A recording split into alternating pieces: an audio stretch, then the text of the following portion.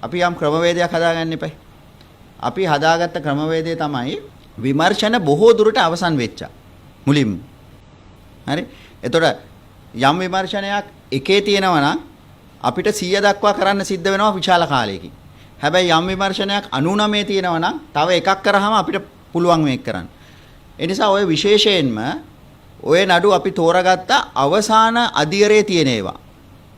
හරි? අපි මේක අවසන් කරන ක්‍රමවේදය ගත්තේ එහෙම. එතකොට ඔබ සඳහන් කරපු ඔය සහකරු සම්බන්ධයෙන් වන ඒවා විමර්ශන බොහෝ දුරට අවසන් කර තිබුණේ. ඒ නිසා මා ඔබට කියනවා අපි ඉතාම කෙටි කාලෙකින් ඕක සම්බන්ධයෙන් නඩු පවරනවා. මොකද අපිට විමර්ශන අවසන් කරන්න පුළුවන් එහෙම.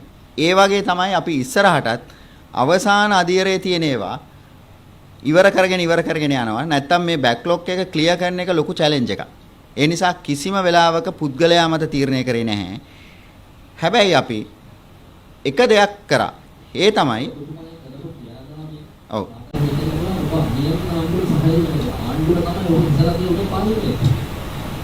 අනිත් එක ඒකම පොඩි එකතු කිරීමක් කරන්න.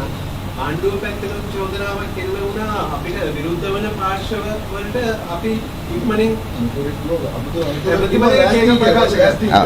ඔබතුමා කරන ප්‍රකාශයයි ඒ ප්‍රකාශයයි අතර ඒක නිසා තමයි මම කියන්නේ සියලු දෙනා දැනගත යුතු කියලා මම කිව්වේ මේ නඩු පැවරීම් වලට කිසිම ආකාරයක ආණ්ඩුවේ සම්බන්ධයක් නැහැ. හරි?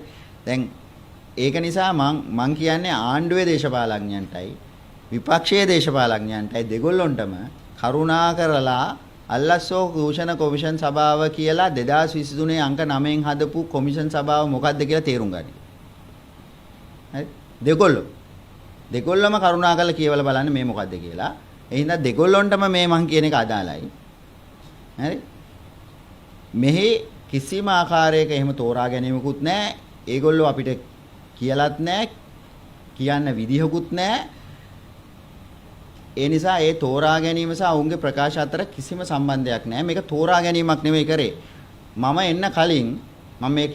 එන්න කලින් මේ කොමිෂන් සභාව විසින් යම් ලයිස්තුවක් සකස් කරලා තිබුණා. ඒ ලයිස්තුවට අරගෙන තිබුණේ high profile කියන ඒවා. grand corruption සහ අන්තර්ජාතික පිළිගැනීමක් තියෙනවා PEP කියලා. politically exposed persons. ඒගොල්ලොන්ට එන ඒවා සම්බන්ධයෙන් මේ ගොඩ ගැහිලා තියෙන නඩු පිළිබඳව. ඒ ලයිස්තුව 300 ගානක ලයිස්තුව. ලයිස්තුව මං එනකොටත් හදලා තිබුණා.